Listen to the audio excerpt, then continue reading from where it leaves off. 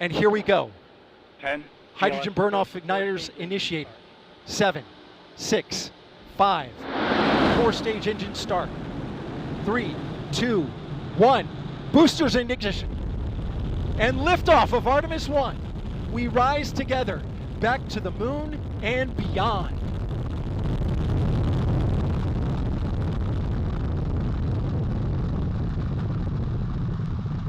All 4 RS-25 engines on the core stage and 2 solid rocket boosters now propelling the vehicle at 128 miles per hour.